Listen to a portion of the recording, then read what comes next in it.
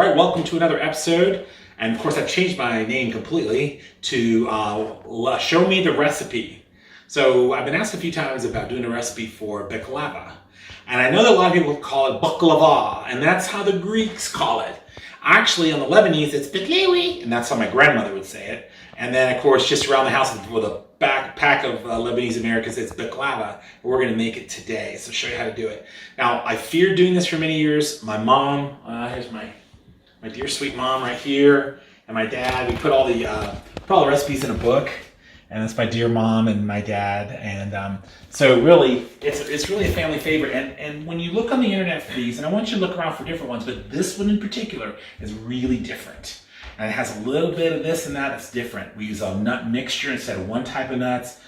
We use honey instead of sugar and a lot of things, and you'll see that throughout this, right? So let's get started. First thing we're going to do is we're going to take a look at the syrup. And of course, you could, if you're from down south, it could be syrup, but it's syrup. We're going to use that. So let me just come down here. In our particular, what we do for syrup is we use honey. And so this one, because it's going to be put into a sheet pan and it's quite big, and eventually this baby's going to be a sheet pan that's about that big, so we don't have to actually cut the sides. Now, a lot of times when you see this recipe, you have to do it in what you call your kidney pan, right? Your kidney pan. Well, let me show you my kidney pan. Now, it's down here somewhere. I mean, every Lebanese person has a kidney pan. You know that. Now, Americans, they call it a jelly roll pan, right? And it's about like that. That's your 9 by 12, I believe, something like that, right? Now, the reason I'm not going to use this is because I'm a little bit lazy. Because if Darth Vader was actually making this particular thing, he would want to be lazy too. He would lay these sheets across like that. Now, what happens is you cut here and you make those cool little fingers, and I think that's just wonderful. However, I discovered that basically a sheet pan, you can just drop it in just like that. You don't have to cut the edges. So that's just me. Doesn't mean if you do it in the kidney pan like Uncle Ahmed does, that's fine, you can do that, but I am not going to do that. So we're going to put this away when we do another episode, about kidney. We're going to do that episode. All right, put it that way. Let's show you the syrup. So come on this way. Okay. So, take a look at that. Now that is honey. That is a big old jar of honey. In fact, that's a 32-ounce jar of honey that was just put down in there. Some people make this with sugar and they take water and they heat it up. There is nothing wrong with that. They're just as Middle Eastern as I am, right? But my mother always just wanted to use honey. She liked that flavor a little better. Now, here's another variation. All right. All right, so we're going to put some lemon juice. Now, this is not a variation. They're going to put lemon juice. We're going to put 4 tablespoons in there. Ready? 1, 2, 3, 4. Okay, 4 tablespoons of that. Now, this is, again, not a big variation. Now, some people do this, some don't. Now, the Lebanese do this a bunch. They use this. This is orange blossom water. Some people call it rose water. They've used that as well. This is orange blossom water. Now, I don't know how they actually do squeeze an orange blossom. They probably boil it or steam it or some other thing. Again, I'm not Alton Brown. You're just going to get me. But we're going to do 4 tablespoons of this. This is an aromatic that goes in. It adds a little bit of sweetness. We're going to put 4 tablespoons in there. All right. That's great. And then we're going to stir it up a little bit. We're going to turn this on low heat. All right. And we're going to just kind of stir this around like that until it becomes a thin syrup.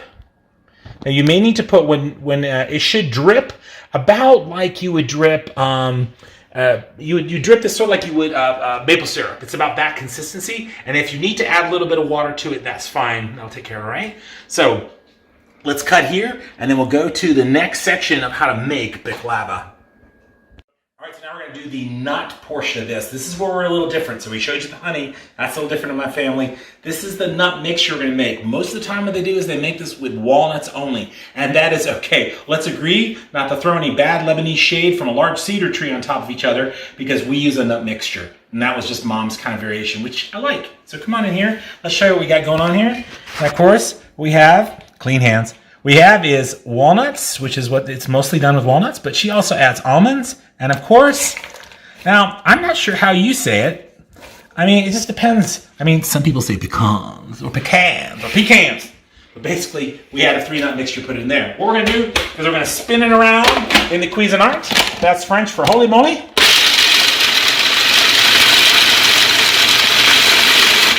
Now, the reason we say holy moly, come and take a look in here. What you want is you don't want to buzz this thing into dust. You want to have a little chunky. Again, that's just us. Like a little bit of chunky. I mean, I'm a little chunky, and we like that in our baklava as well. So let's then put this in a bowl. Dump it in there so you can see some of the pieces and some of the dust. All right. And so what we're going to do is we're going to buzz up everything else. And then now we'll show you the sweetener that we put in just a minute. All right. All right. Wow. We decided to come back here for a little bit of that. Okay. We're going to show you how this should look. Now, in the spirit of Alton Brown, who puts a pinch of salt in literally everything. Hold just a minute here. I'm going to just take a pinch of salt to activate that sugar just a little bit. Just put it in there. Now, again, what should the consistency of your syrup? This does not have any water put in it. And there's nothing wrong with doing that. But let me just show you this consistency here. You guys watch it drop off the stair. That's about right. That's about right. Again, this is going to save you a little bit of time doing all the sugar and all that kind of heating of the sugar, and it just tastes kind of richer to be honey, all right? So we're going to use this in the middle of the nut sections that we're going to make because, again, we're going to do layers, and we'll show you that in just a second. It was only 20 seconds ago that I actually did this, and I already got letters, and they said, well, yeah, you showed us that you use 3 different kinds of nuts, but how much? There's a great question, and I'm going to answer that mail right away. So come on in just a second, a little bit closer. So what we have here is we have 4, 4, and 4. 4 cups of almonds, 4 cups of walnuts, 4 cups of pecans that are chopped up, all right? And remember, they're chopped up with little chunkies, but then you got little dust and chunkies there together. So the next thing is, what are you going to do for the sweet part inside? Now, there are some restaurants that unfortunately dump a whole lot of sugar in there, or they wind up dumping a whole lot of chocolate and cinnamon and nutmeg. That is not in here. This is and in the spirit of my grandmother Nejla, who would say, "Don't put sugar in it, it's too much. You make it too sweet and my teeth get on edge." And only half her teeth were real. So we're going to make sure this is not only just tastes good, but that the sugar and the nut balances. I believe you use brown sugar straight up. Now, the way we're going to do that, and again, you can mix brown and white, but I'm going to go ahead and do 3 cups of brown, dark brown. Why dark brown? Why dark brown, you ask? Answer? Right there, dark. All right, we're going to do one more. In here. And what happens is when it gets in the background of all those nuts, it seems like a lot of sugar, but brown sugar is a little less sweet than white sugar. And it's really going to balance that nutty taste, and the sugary taste are going to kind of be at war, but they're going to then have a truce on your tongue, and it's going to taste great. So you just kind of stir that through like that. Now, also within this nut mixture, and has a little bit of sugar, you are going to pour a little bit of the syrup. Now the question is going to come, and I know that I'm going to get letters, what is a little bit? I have not been able to define that. And again, this could be a very frustrating video for everybody because you probably want some equal measurements. I would say what I'm doing here, I would say that is about half a cup. That's about half a cup. And I'm just going to turn it into the nut mixture. Just kind of spin it around in there, right? Now you should be able to smell the orange blossom water. Oh yeah, that just makes this whole thing unique. It's the only dessert I know, well, at least in the Middle Eastern genre. But the rest of the world, I don't know how much they use that orange blossom water, but it really is fantastic. So that's our nut mixture. Now we're going to get to the layers of the dough in just a minute. All right, so now we're going to get to the part that actually has the most fear in it, and this is why I feared doing this. You know, my mom was bold, her mom was bold, and originally it was my great-grandmother, Lotta, who actually made this dough, which is kind of the foundation of what we're cooking here. This is a puffed, kind of a pastry dough called filo. And check out how thin that is right here, very thin. And what you really find there is that you fear that you're going to tear it. Now, if you tear it, do not call your therapist. It's okay, because what you can do is lay it down in pieces. And then, listen, this butter right here that's been melted, which is a whole pound of butter, this will cover a multitude of tearing sins. Do not worry if you do tear your feeling though, okay? Also, if your box is dented because you had a really rough ride over, don't worry, you can lay the pieces in and cover it. The key though is your last box. Now this is a 3-box event. I know, you're going, no way. Yes, way, okay? Because this is gonna be multiple layers. And again, that's different from my mom. So again, you had honey that was different. We also had the 3 nut combo. We had a nutty family, go figure. And then from there, we're gonna do layers. Now, a lot of families do that, but we're gonna do 14 layers on the bottom, nut layer. 8 layers in the middle, the other half of the nuts, and 22 layers of these bad boys on the top, every one of them buttered. All right, so let's show you how to do that. Remember, don't fear this. Now, back in the old days, great-grandma Rasha would make this by hand. They said they used to be on her arms and she'd flip it one way, flip it up. I'm thinking, holy smokes. Those days we don't necessarily want to have all the time. That was some hard work back then. Now I'm going to butter the bottom of the pan here. So we're going to butter it. Now you may take a look at this, and those of you who paint houses may go, oh my goodness, this guy's using a 3-inch cutting brush. I can't believe it. You could go to a cook store and you could get some fancy little cook brush that's kind of dangly with different colors. This baby is for putting it in a big old sheet pan like this and getting the job done really fast. So let's put the first layer down and kind of show you the pattern that you're going to be doing. You lay that down in there. And if it doesn't touch the edge, don't worry. It's okay. What if my nuts spill out over the side of the pan? Moment of silence. No jokes. Let's just keep going. All right. So each one's going to be buttered. Now the bottom layer gets a full dosage, okay? That's a lot of triple dipping. Get in there, and oh, you saw a little tear? A lot of people panic. Don't panic on that. It's okay. It all comes out in the baking, in the wash, right? That is layer number 1. Right now, how many did I say? That's right, 14 on the bottom. So, keeping track of this. All right, so we're gonna go layer number 2. Now, you're thinking to yourself, you are not going to run this video and show you buttering every single layer. No, just the first 2, and then we're gonna do a little cool video thing and make it go really fast. But the next layer, you don't have to keep slathering the butter because you want this thing to puff up a little bit so that the water inside the butter will just kind of steam off in the oven and it'll puff it up and get those beautiful crispy layers. So when you do the next few layers, just go 1, 2, make a little box. Make a little box around the outside edges and then just go crisscross in the front. All right? We're going to do a whole bunch more of those. And then when we get back, we'll slow this puppy down and show you the nut layer in the middle.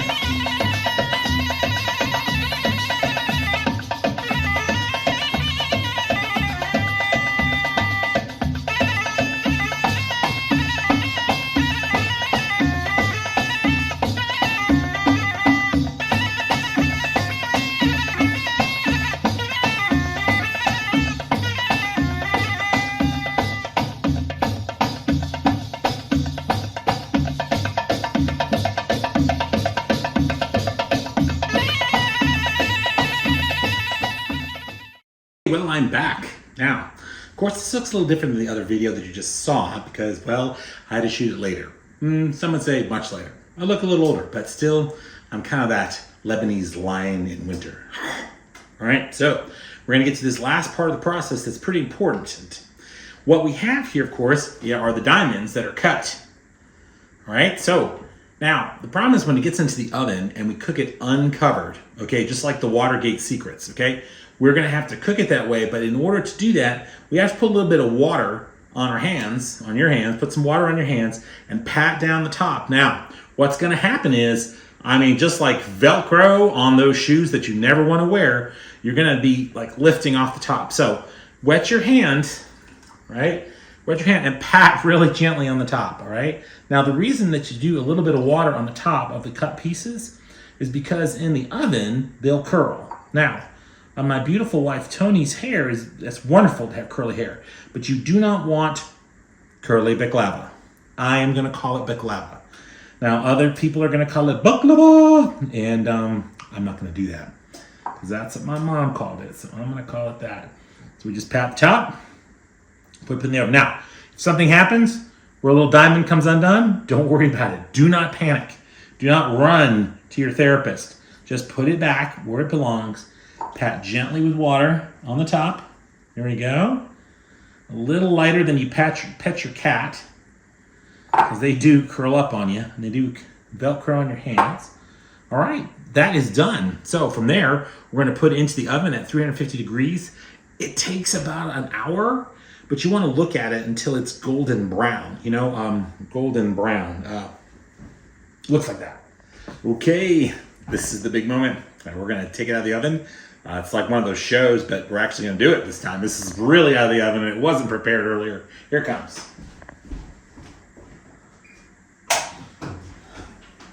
All right. Oh, pardon my backside. But, hey, it happens. All right. There we are. Let's take a look. Yeah. All right. So, again, you may say, well, it's not quite brown enough. Again, it's going to keep browning while it's in this pan. But here's the really fun part, right?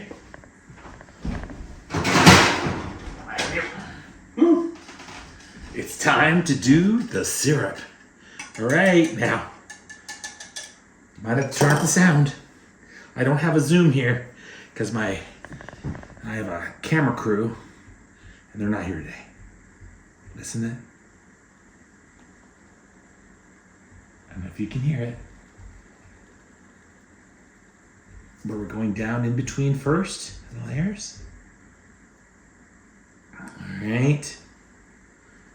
We'll go in between, all the way through the crisscrosses of the cuts. So it penetrates to the very bottom, where it's going to do some seriously tasty caramelization. All right. All right, now we're going to do the edges. All right. Okay. Now do the cross parts here, or the cross cuts.